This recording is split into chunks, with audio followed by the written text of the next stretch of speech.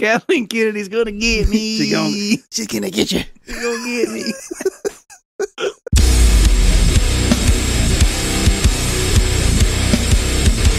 I feel the minutes count down on the clock again. Feel like I'm playing in a game that I can never win. Time is running out, I know I gotta make a choice. So many whispers in my ear that I can't hear my voice. Tell me, will it end the situation that I'm in? Or am I bound to sit alone, drowning in my sins? Get right or get left, what will it be? Time is running out, the blood is flowing down the streets. People need to know we're living in a war zone. Hit the streets. What's up, everybody? Welcome to the Loot Bros Podcast. I'm your host, Resident Darrell, and on this episode, I'm joined by my good friend, Dan Evans from the Godfo universe. We're going to just drop this episode, starting off with the crazy. We were just riffing and rolling and having fun conversation for a large amount of time before we even really get into the show. And rather than cut it up and chop it and spit it up and what have you, I'm just going to drop the whole show in its entirety, how we recorded it, right here for you guys. But I did want to do an official intro in the event that, A, you're like, what happened? What is going on? Why are they just jumping in normal conversation as soon as the music stops? Or if this is your first time listening to the Loot Bros Podcast, this is where me and my friends get together, my friends and I, and we come together to talk about video games. We laugh, we cut up. In this episode, we talk about everything across the spectrum, from video games to comic books to movies to the South Park Panderverse. And we have a lot of laughs. Thank you, Dan, for coming on here and just having a blast with me. And I hope that things will work itself out to where we get more Dan in the future. He and I always have a blast coming together and just laughing and riffing off of each other. So with that being said, guys, this is the Loot Bros Podcast. Before I get too carried away, thank you all to the listeners. Thank you guys so much for coming back each and every week. Thank you guys to have gone and subscribed to the Resident Darrell YouTube channel. If you haven't, please take a moment. Go subscribe to the Resident Darrell YouTube channel. We are over 500 now. We're closer to 1,000 than we were. Wait, we're closer to 1,000 than we are farther away. There's a saying there.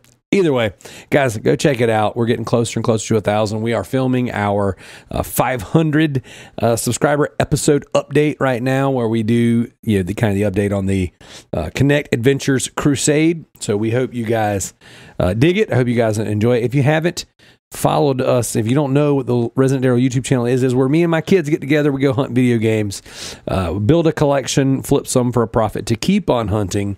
And in the meantime, we are collecting every copy of Connect Adventures that we come across within reason. I got to put that out there, within reason, because sometimes people just don't understand what that game is. And when we get to 1,000 subscribers, we're going to destroy them all. We got a really fun video planned for that one, so I hope you guys enjoy it. With that being said, I'm going to drop you right into the nonsense. Here goes myself, Dan Evans. I hope you enjoy it. Yeah, I think The Rock will say just about anything at any time in front of any person. And I say that as a guy who loved Black Adam. I thought it was the best comic book movie of the past 3 years.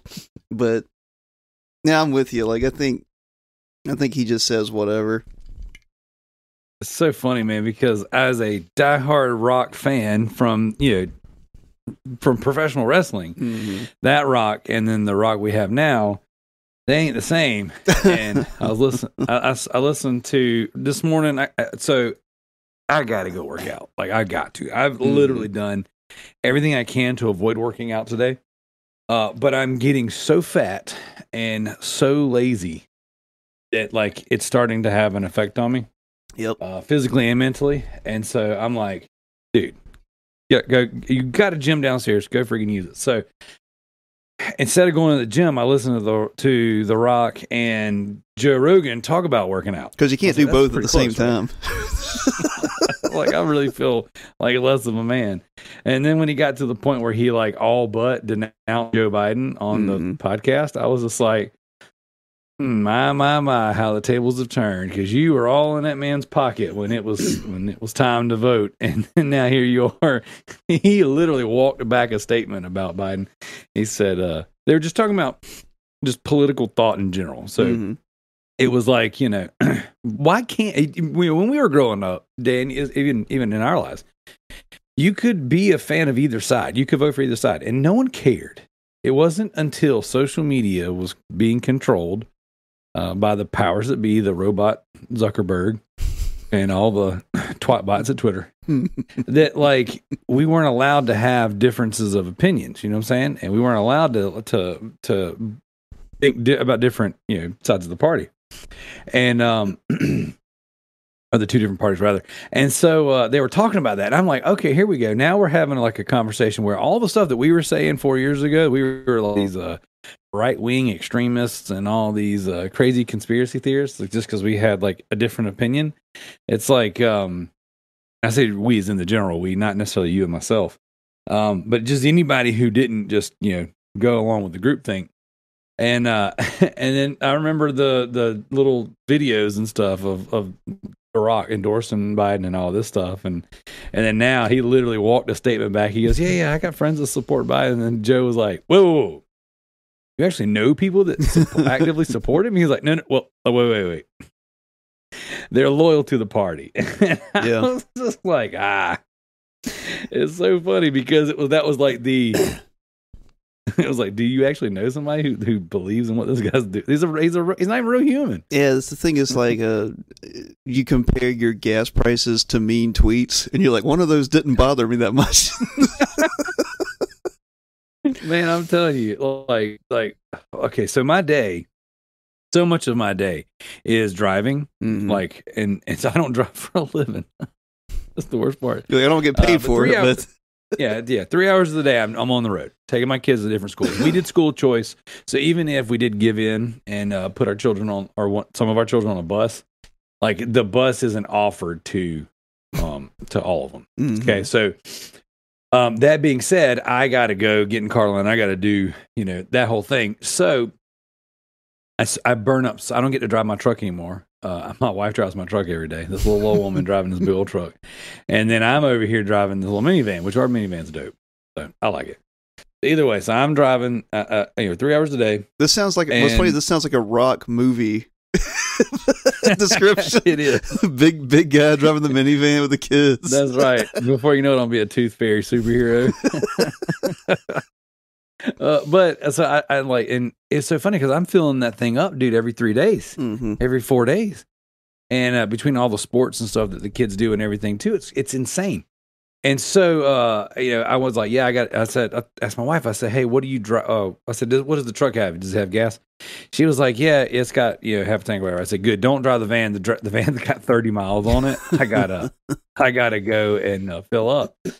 He's like, good God, that's another $40, And I'm like, that's Costco price, So it'd be $60 across the street. Oh, yeah. I'm like, yeah, but I was like, SUV is like that. Say what? My wife's SUV is like $60 to $80 to fill up.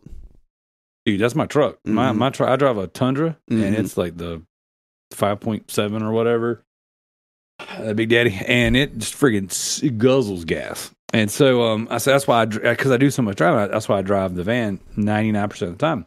Which sucks because I bought the truck to drive it to enjoy it, but you just can't be in line. You can't do it, and afford it. At least not in this current mortgage market. Also, thank you to the political parties. So I'm like, she's like, oh my God, that's another $40, and I was just like, I sit there every 3 days and go, were the mean tweets really that bad? Was Horseface really that bad? Because I feel like I'm paying for this, like physically. You're like, I wasn't even paying for Twitter back then. The mean tweets were free. I'm saying. I was like, I mean, couldn't we have all just laughed at that a little bit? I mean, like, she really did kind of have a horse face. Rosie O'Donnell, I mean, that was funny. That's remember, we're both kind of like the bridge between millennial and Gen X. I think you're a few years older than me, so you might be on the cusp of Gen X, correct? So when I was growing up, this is fun for the listeners. We hadn't even actually done the intro to the show yet, so this was great stuff. When I was growing up, we were latchkey kids. We were coming off of Gen X, but we were not millennials. The millennials started after us. They bumped it back somewhere a few years ago. The millennials are encompass 84, 85 now. That's weird. So, yeah. So I'm a pseudo millennial. I think if you remember Home Alone coming out, you're not a millennial. Yeah, I was in the theaters to see Home Alone. So, but yeah, 1989 Ninja Turtles. I was there day one, baby. Well, I was 4, but to say all that, like growing up at that time period, it wasn't cool to care about politics. Like MTV had to push real. I remember like they did the Rock the Vote crap, and I was like, they had to push so hard to try to get people to care. It was so hard that like P Diddy was like, he was like, I don't care who you vote for, just go register to go vote or something. And it's like, I'm getting paid a lot of money for you to say this to you. Yeah, even South Park did the like, what does that even mean? Like, did the vote or die campaign or whatever. Yeah. I remember that. Like it wasn't a thing. It was like something you actively made fun of. Like the nihilism was so great. Like you had shows like Darrell and all that kind of stuff. And it was a culture shock for me when I went back to college at like 25 and I was like, all these kids care about politics for some reason. Freaking nerds. So it's funny you mentioned Daria. My daughter's doing volleyball, and her first practice, it was very much like intro when like the ball goes by, and she's like, and like I said that to my wife. I was like, I got freaking Daria out here, and she's like, what? I was like, what? So I pull my phone out. Yeah, it just goes by. This intro right here, and it's like all in like 4.3. Yeah. You know, it's like 128 friggin' pixels. It was a cut with a Dragon Ball Z AMV with Evanescence playing in the background. Yeah. It's like a 2001 YouTube video. So funny. So Dan, hey, let's actually kick this show off and do it correct. I don't have a drink today. What show is this? What am I? Well, technically it's the Loot Bros. Okay, but it's going to be just you and I hanging out. So what's up, everybody? Welcome to the Loot Bros podcast. I can't wait to make more of your gaming fans mad by not talking about games. It's the best. Hey, this is Loot Bros podcast. I'm your host, Resident Darrell. I got my boy, the God Foe Master himself. I have Dan Evans in the house. I'm so glad that we're able to talk. So, a couple weeks back, Dan, I know you've had a lot going on. You've had your head in the sand. You're really doing the, we'll talk about it in a minute. But, so the Loot Bros, the way we used to do things was just got too unruly. It was like Hulkamania running wild. Everybody's going crazy. And so what I decided to do was what I like to call the podcast purge. So I killed the show so that I could just get rid of all of my co-hosts. Essentially... just nuke the building. I got rid of everybody. I said, all right, you know what, guys? I don't want to break your hearts. You're like an old world warlord. I put all my enemies in the temple and just burned it down. Burned it down. That's right. I was like, oh, wait, what podcast do you do? Oh, wait, you're going to start a show there? No. Come do the show with me. And then set it all ablaze. And now what do you got? No, real talk, though. I did land the plane. Took a month to just collect myself and kind of figure out what the next leg of the Loot Bros podcast looks like. Also, with my schedule, it's just, and my listeners are like, dear God, dude, this is 4 weeks in a row. Quit saying that. But schedule got crazy and unruly, so I had to flip things. And now I just record the podcast in the morning. And my dog just made a weird fart noise. I thought it was a cat. So, well, it's a cat dog. That was their butt that sounded like a cat. That's the weirdest thing. But yes, so now we record in the morning. So what that allows me to do is to grab guys like you again and jump on the show, grab our UK friends, and do a lot more solo content. So it's gonna be a lot of fun, and it was awesome as I've already been able to set up and record podcasts with the old hosts on their days off. So it's actually working out equally as good as it was working recording at night, just without 4 hours at night waiting on people to show up on time and pleading with my family not to disown me for sitting in my room talking about video games with a bunch of adults. So here we are. And I'm like, dude, I got to get Dan back on. I reached out to you. I know you guys have been teasing some stuff that's getting ready to drop. And this show will technically not go live for a week and a half from the time we're recording it. So you have time. You can divulge and say whatever you want here, and that won't spoil anything that you're getting ready to do.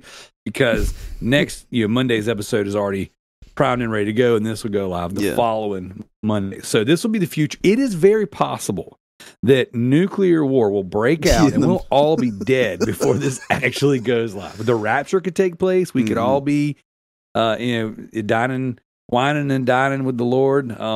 Or if what is the other different takes on the end of the world? We could be that. Whatever they are. Asteroid.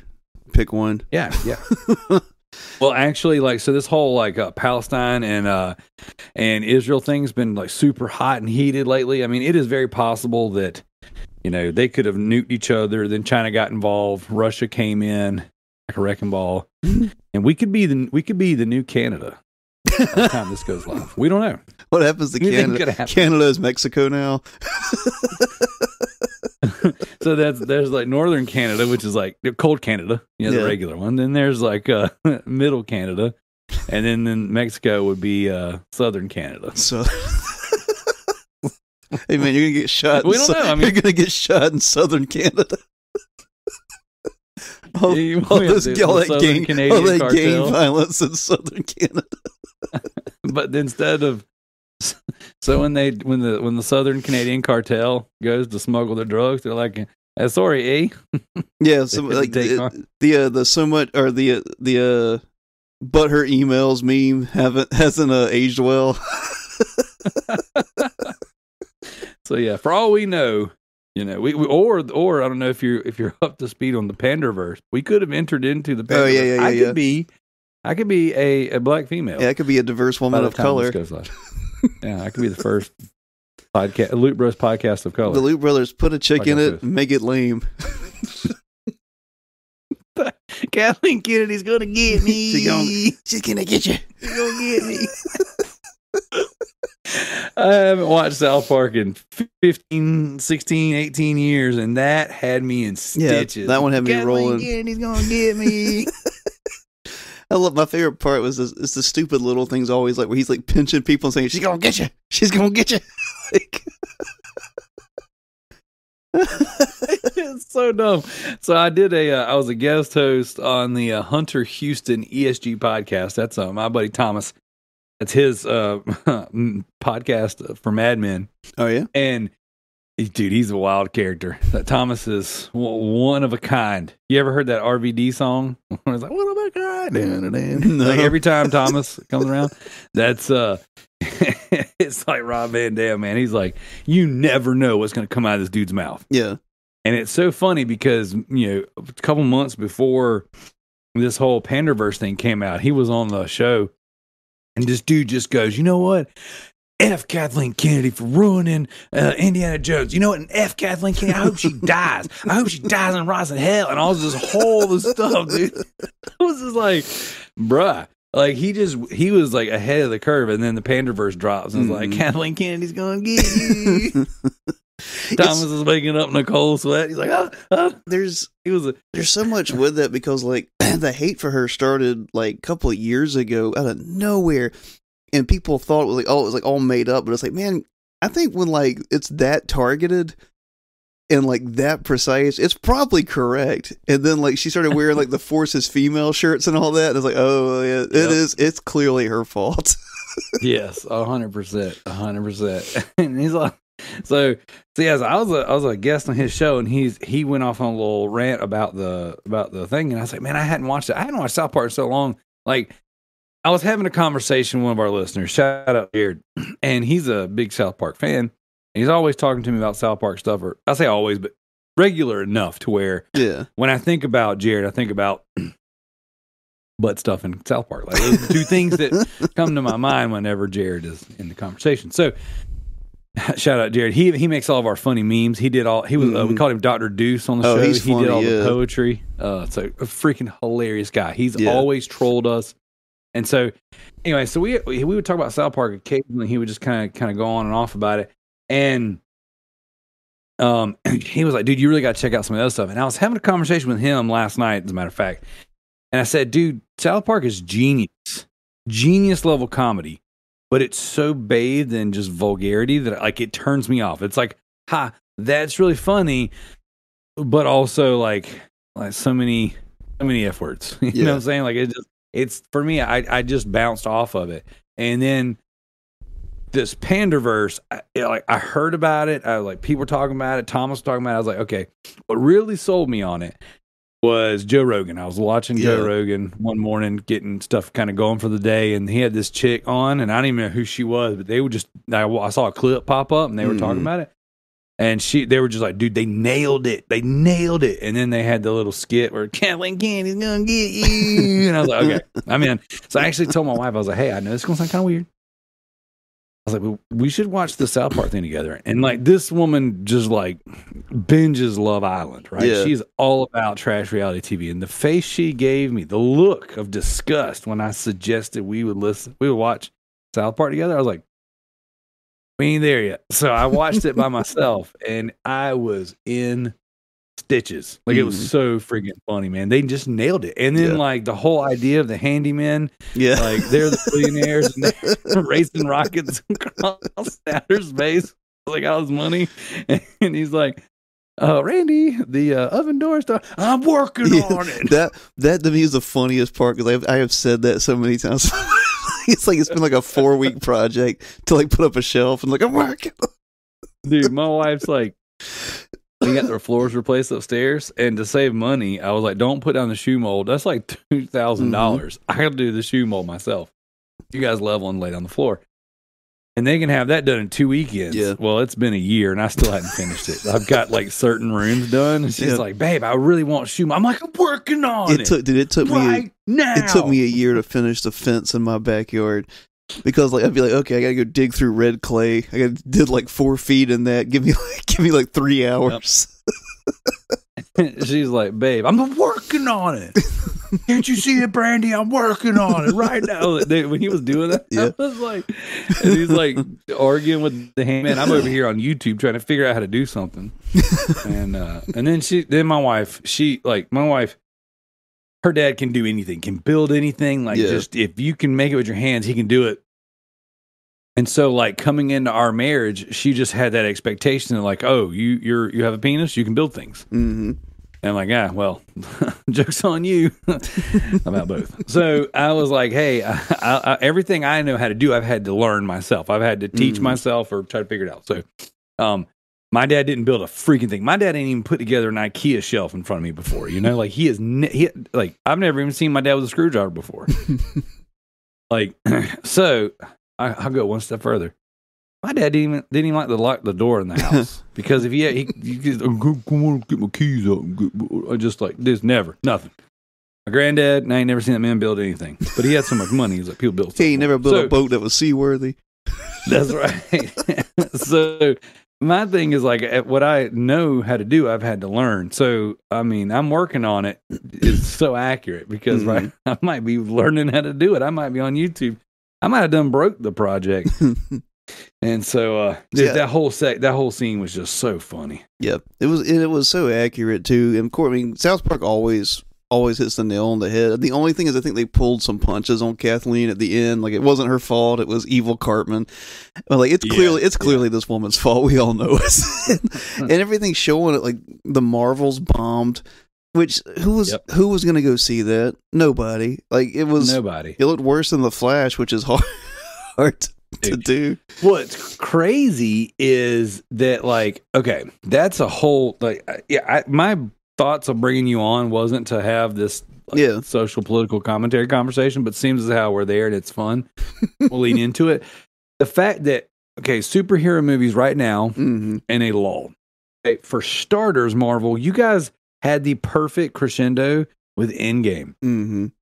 And although that the Doctor Strange movie was kind of cool, and the Spider-Man movie with all the Spider-Man in it, that was kind of cool. Like those were standalone films that didn't carry any kind of significant arc. And the fact that they were trying to, as a matter of fact, the Spider-Man movie was cool in spite of itself because the story and the dialogue and the entire first quarter of the movie was absolute hot garbage. The fact that you got drunken Doctor Strange, who opened up a portal so that hyper dramatic, super annoying freaking Tom Holland was like, Doctor Strange, it's Mr. Stark, I got a girlfriend. And he just like the whole way that the whole thing happened was so stupid. That was my complaint from day one of the trailer. I was like, why is it Spider-Man and Doctor Strange's fault? That doesn't make any sense for either of these characters.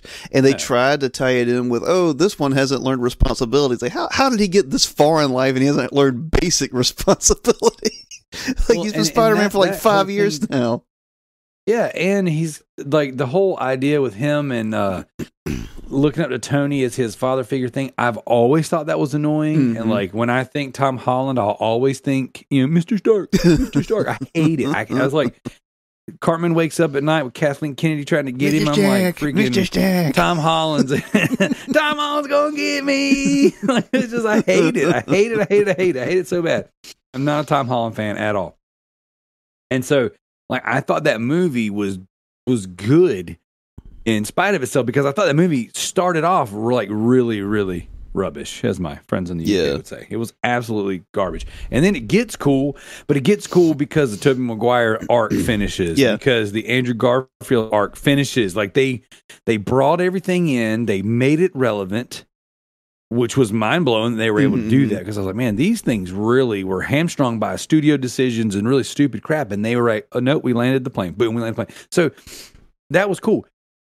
But Marvel could have stopped. They could have completely pivoted and done something different. And because the Infinity War and Endgame ended so strong, in my opinion, everything since then has been like a judder. Like we want to do something, but we can't. Oh, we want to do something, but we can't. Yeah. It does nothing. They want Avengers 2.0, but nobody cares. Like nobody cares. People are burnt out. Yeah, there's too many shows, too many movies. They should have stopped. It's just like in wrestling. They should have stopped, pulled back, waited a few years, and then done the X-Men. Yep.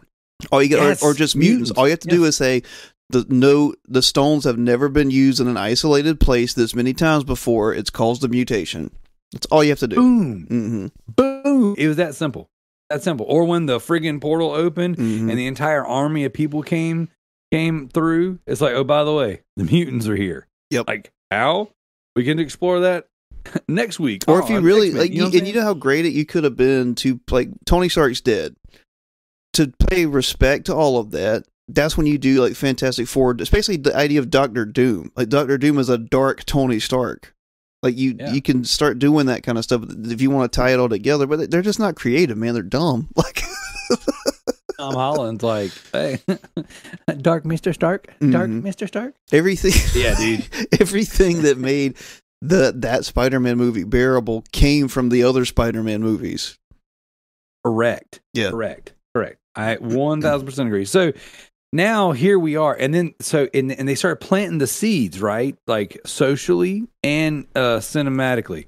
So like when they had that whole scene where all the women, you got this giant army of all these things happening. Yeah. But here's all the women superheroes. Somehow they all lined up together. Somehow they all landed together. Let's have this slow motion. Yeah, they all synced up.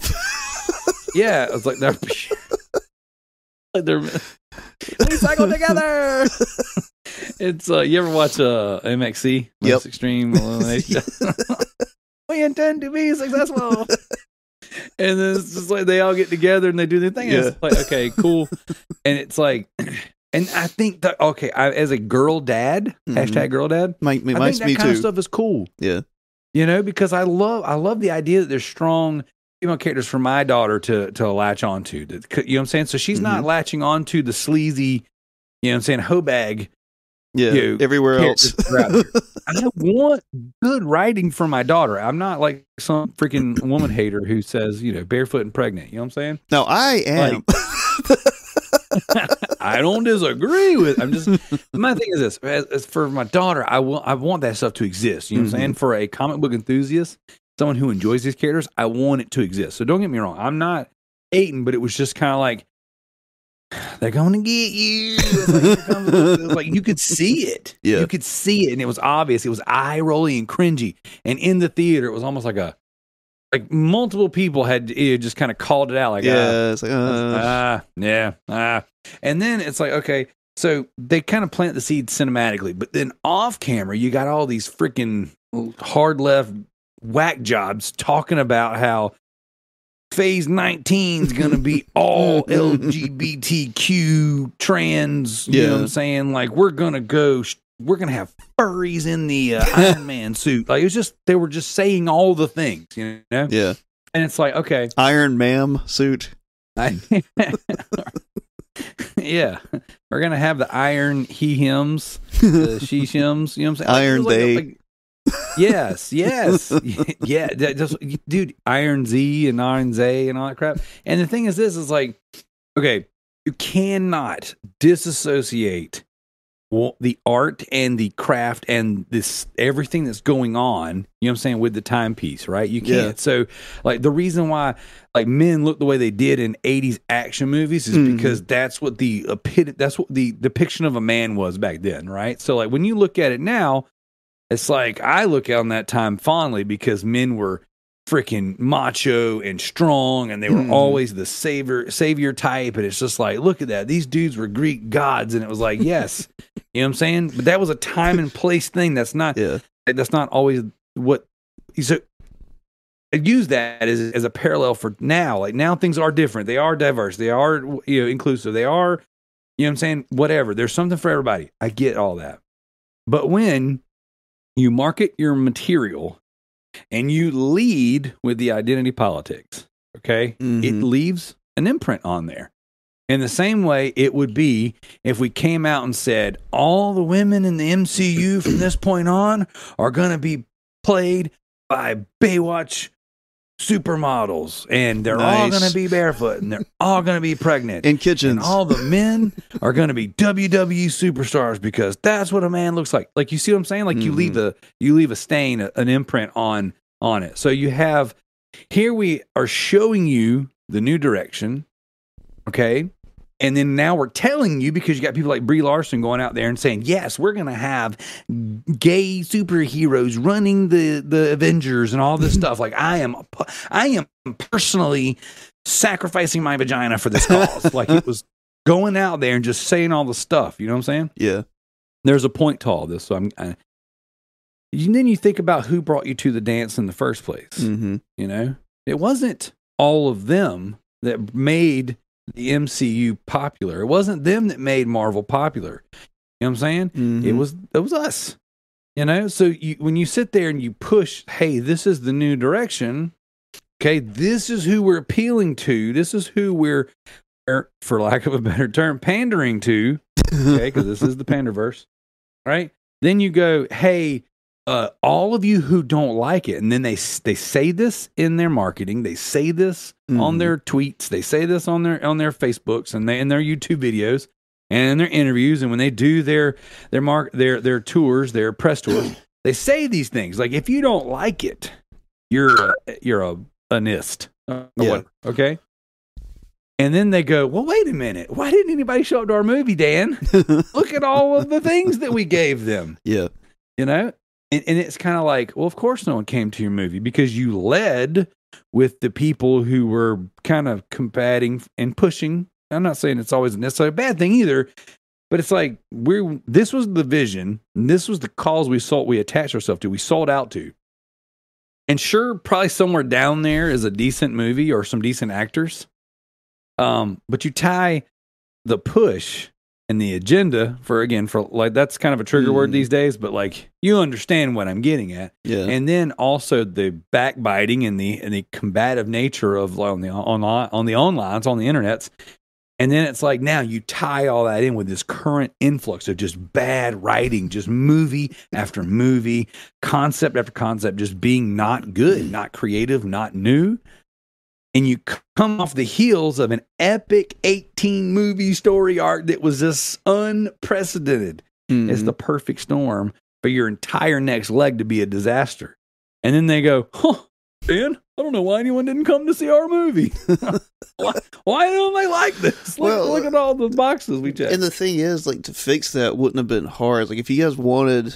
And there's nothing wrong with, like, female-led stuff. I mean, 90% of everything we do in the Godfo universe is probably female-led, because to me, female characters are, like, more fun to write in our universe. You guys just like drawing boobies. We get it, man. Yeah, that's what we're known for. We're the cheesecake guys. Yeah. And all of indie comics, it's us.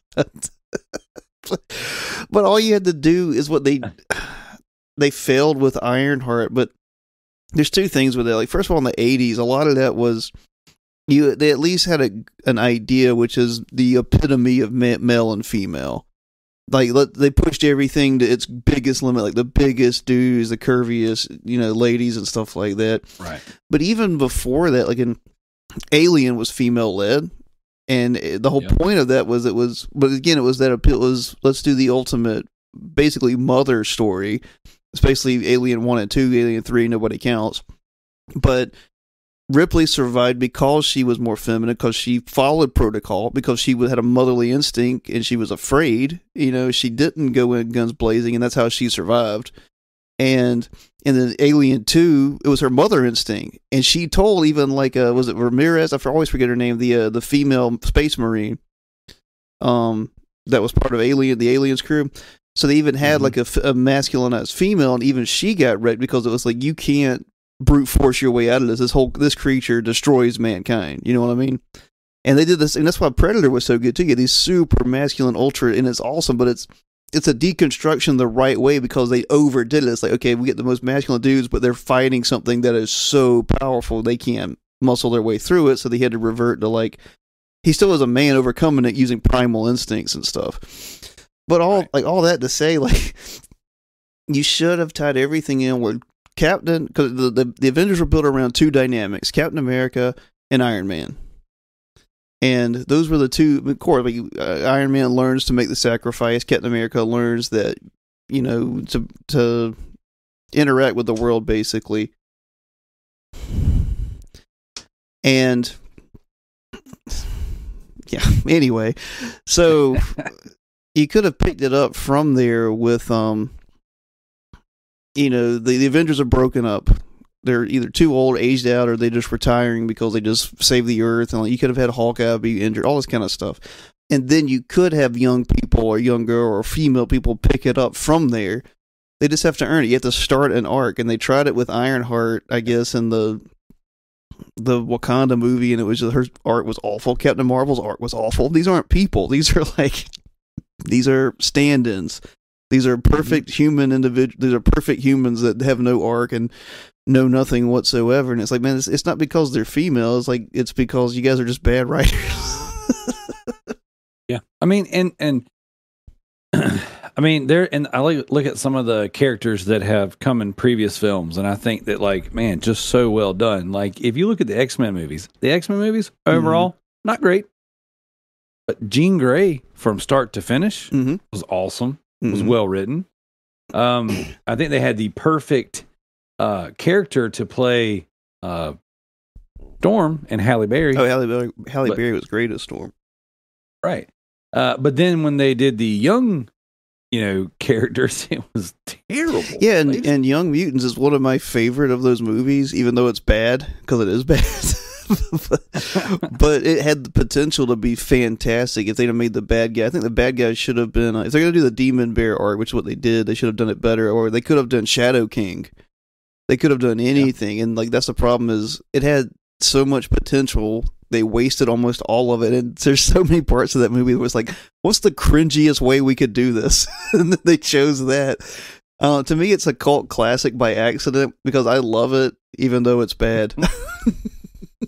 See, and there's lots of stuff out there like that. As a matter of fact, I picked up a stack of movies. They're back here this week that I'm like, I'm going to watch them, but I'm going to watch them with knowing that they're going to be cringe, that they're going to be almost not taking themselves super serious. You ever watch RoboCop?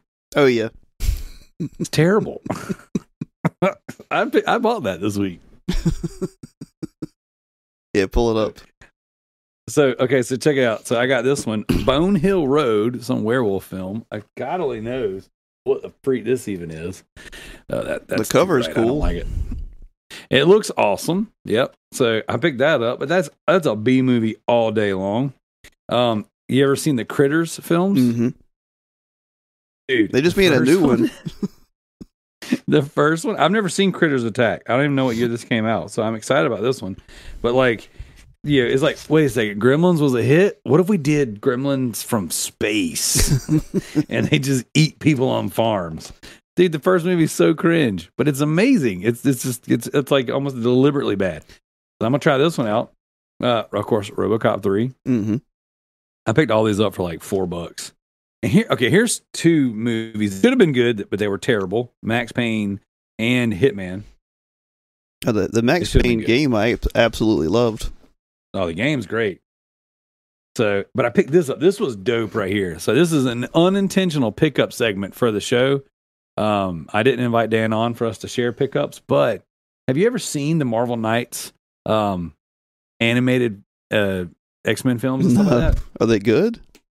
They're really good. So it's essentially like a motion comic. Oh, that's cool.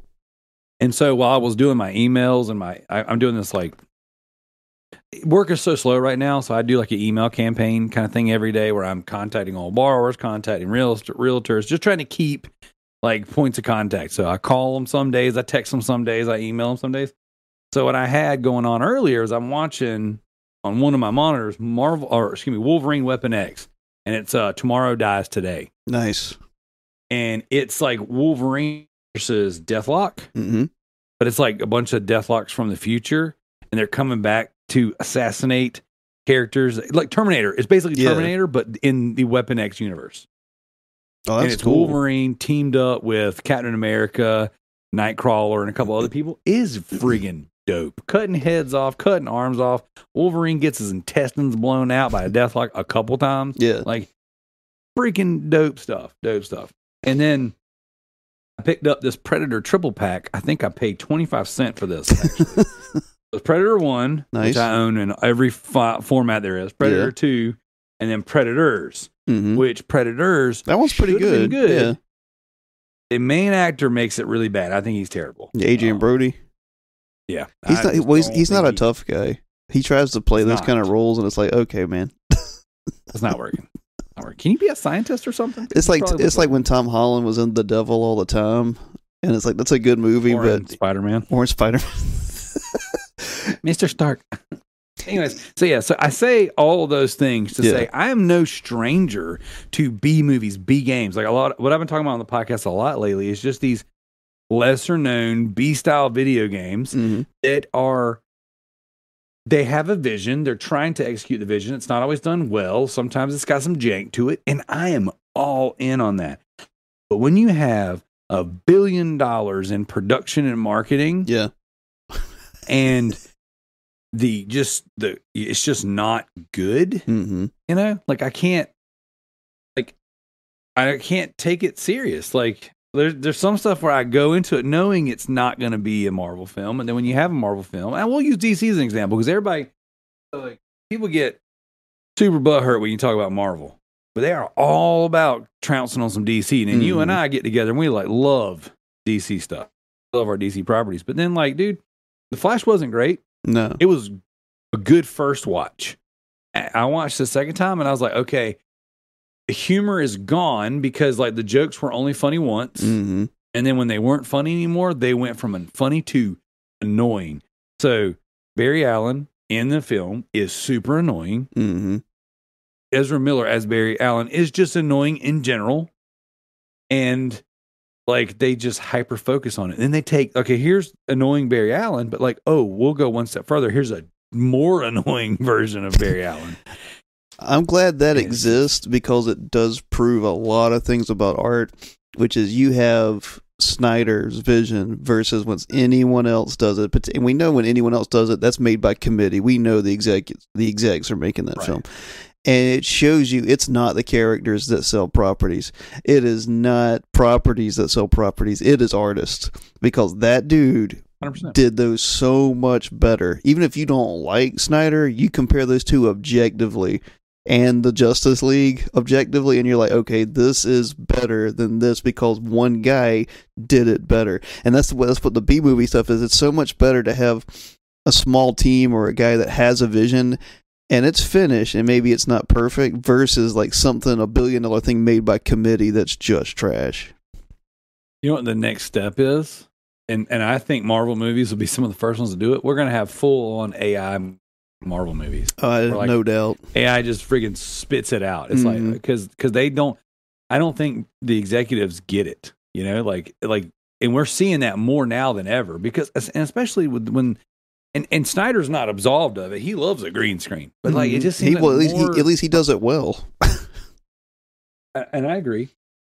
But it's like the more green screen we get, the more CG we get, the less human we get.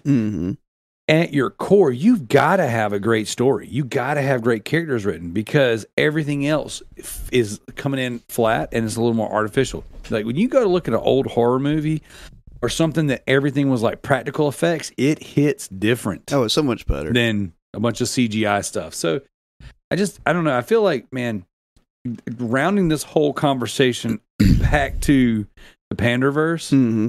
they freaking nailed it, dude. They nailed it. So much of what we're getting today is lazy, and it's just like I don't know how you don't notice that people are, because like when the casual popcorn fans aren't going to see Marvel movies anymore, like you got a problem, bro. Well, that's all that matters is what the average person does, and that's what we've argued from indie comics and all of our stuff. Because like, look, we make indie comics, we make indie films and all stuff. We're never going to have a big production company, and but there's ways to do that. And the thing is, and you come from music too, and that's the thing that people from music knew from day one from watching stuff.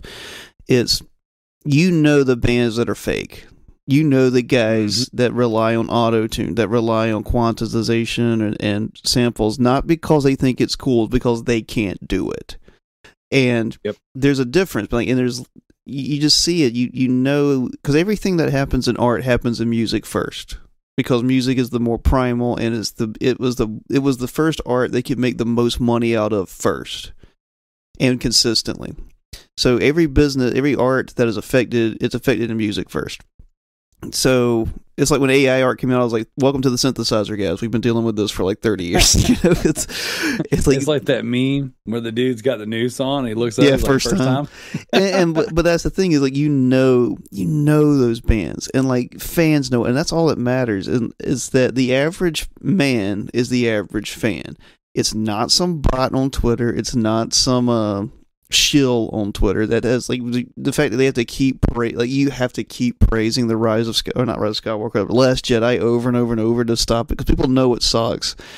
And it's like, kind of going back to what we were talking about, it's like, why gas prices are high.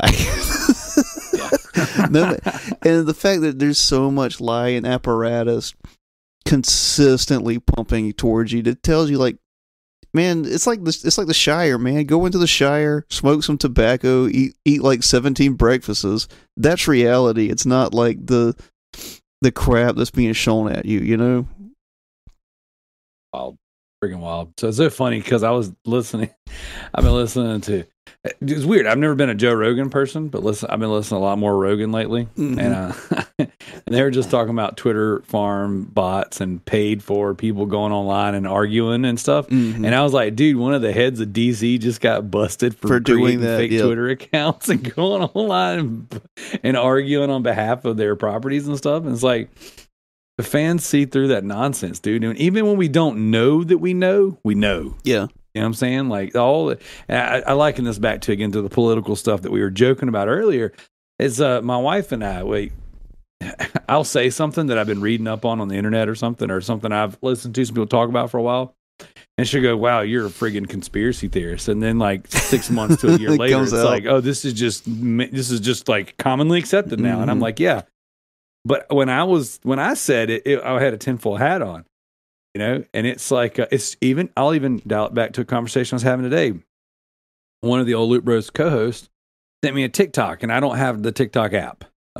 Because when they reverse engineered TikTok, they found out it was like Chinese spying app, the Chinese spyware and all that stuff. And I was like, you know what? I just don't need that in my life. Not to mention, I don't like short form annoying content. Mm-hmm. I didn't like Vines. Yeah, I didn't either. I don't care for Reels. Unless it's a wrestling reel. I've been watching some of those lately. Now, if it's funny, if it's some guy getting hit in the junk, I'll watch it all day.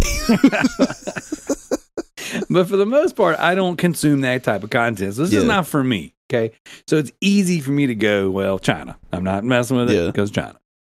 But so we were having a conversation and listening to my friends from across the aisle talk about how, like, commonly accepted that everyone is now with how social media is spying on you and you're collecting your data and all that stuff. And it's like, I'm so glad we can have this conversation openly, because 2 years ago, 4 years ago, when I would say that, not saying these people specifically, but people that agree with them, you know what I'm saying, would have pushed back And it's like, no, that's not happening. Yeah. That's not happening. Zuckerberg not doing that to me. And I'm just like, God dog, bro. It's just the little things like that when it comes full circle. It's like, I mean, well, and TikTok is particularly dangerous, and this is what all social media is, and it's going to be like. Did you read or your listeners? Did any of you ever read Ender's Game? I've never read it, but I've heard it talked about before. Got it over there. It's like this thick. It was written like back when kids' books were, from age 8 to 45 because kids could read stuff and not be protected. Yeah. And to give a summary, a kid named Ender, he's a child genius bred by the government, but so is pretty much every kid because they're trying to breed military geniuses for an alien war. Well, the opposite of eugenics. Yeah, right. His older brother and his older sister were also candidates, but they failed because of their temperament. But as he gets taken off, there's a B storyline with the two of them where they get it in their head. They're going to go into, this was written in like 1990. They're going to get into what is like the proto-internet, and they hide their names because they're minors, but because they're geniuses, they start like a 30-year plan to get the brother elected as like the president. And they do it by forming two different opposing profiles that both make good points. And so they both get huge followers over like 30 years, and then they let one of them win. And like wrestling. Yeah, pretty much. But like that's all like TikTok and all that kind of stuff is. Like it's psychological warfare. It's like you don't have to convince people of anything. You just have to basically keep them confused and keep them angry and keep them arguing. Mm-hmm. They don't have to believe anything. Like that's the thing with like Soviet and a subversion. That's the whole point. Like it's just you just don't get them on truth. Like don't get them focused on anything. As long as they're distracted all the time, you can do anything to them because they collapse. Absolutely. Yeah. Absolutely. So it's so funny you mentioned that book and like back you just made that passing comment about when kids could just read whatever. It was fine. Oh yeah. We just had to sign a waiver for my son to be able to read To Kill a Mockingbird in school. Is he gonna? They don't kill any mockingbirds. No, but they use the N-word in it. And now you have to sign a waiver to read that. Well, it's used to show how stupid the word is being used and how wrong it is. It's not being used gratuitously. Yeah. It's pretty interesting that just that's the times we're at. We're just like, I'm even surprised that book's not completely censored out. Have they seen a Call of Duty lobby? No, they hadn't. So, okay. So this has been, you know what, Dan, you know why I love talking with you? And it's been a while. I can tell it's been a while because we just went to 17 different places in one breath. Like almost a coherent thought from start to finish, but you and I just tackled a lot of different things. I freaking love talking to you for that reason right there. There are few people in this world that I can riff with so organically, and we can go anywhere. And it not feel weird at all. We just landed at the same dot on the spectrum by chance. That's all. There you go. Some people are a little over here. Some people over here. That's awesome. I'm not collecting like beetle shells yet. There you go. Well, we got two things we got to cover real fast before you got to get back out of here and get back to work because I think we're running out of time for you, right? Mm-hmm. So. One of them I'll do solo. I'll the gaming stuff. I'll do all that on my own. So the other is, what exactly you guys are cooking over at Godfo Universe. So I want to know. I want an update on what's going on. Well, as of today, which is like before, this is being recorded before it's played, which is fine. We officially launched our Indiegogo campaign sign-up page. So it's like we go live with the actual campaign December 1st, 12/1. So everybody remember that, December 1st. Don't buy presents for your family. Buy our book instead for yourself, or buy it for them. Right. So it's called Apollyon 20XX, APOLLYON. If you don't know it, just try to spell it, and it'll autocorrect for you. Apollyon 20XX, and then the secondary title is Live Not by Lies because it's volume 1. It's a 150-page black and white graphic novel that is the start of the Godfo universe, which is a multimedia story taking place over various eras that you can read any of the stories by themselves, or you can read it as a collection, and it will follow the same narrative. And it's got fantastic artwork by Josh Adams, which the fans of the Loop Bros should know. He's done a lot of y'all's work, and he's I can't speak highly enough of him, to be honest. He works at a super pro level. He gets more stuff done than the pros do. Yeah, he does. And ridiculous. What's about global elites, old families trying to build their own god to take over the earth. And they do that trying to use an alien metal called Impera metal, and they do that. They've experimented on people and created augments because they need a human host, and several of these augments break out, and it's kind of like X-Men but a dystopian version, and trying to stop this anime-like apocalypse from happening. There you go. Yep. So, yeah, December 1st, it's live on Indiegogo exclusively. You can go to Indiegogo and find us, or you can search Apollyon 20XX Indiegogo, or you can go to godfouniverse.com, sign up to our mailing list. We'll get you connected that way. Or you can click on, as soon as you're on the homepage, godfouniverse.com, it has the cover. You can click on that. It'll take you to the Indiegogo sign-up page. And that's the start of what we're doing. That's awesome. That's awesome. So what made you decide to choose Indiegogo opposed to like a Kickstarter? Indiegogo does not require you to make an account. Kickstarter does. If you want to back anything on Kickstarter, you have to create an account. We knew that a lot of our fans and the other people, we wanted to be able to like go to conventions and stuff, get people to just put in an email address and get in. Kickstarter. Plus, quite frankly, this is throwing shade at other indie comic. Kickstarter is like a booby comic campaign. Like, everything there is just cheesecake, and we're like, no, that's lame. Is that really what it's gotten to? I've never just explored the indie comics on there. Typically, if I buy something off Kickstarter, I'd be kind of led there by someone I know. Yeah. So, that's where you go buy a booby comic. Yeah, and we're not fans of that. I mean, I'm not going to rip anybody for making money, I guess, but it's just weird.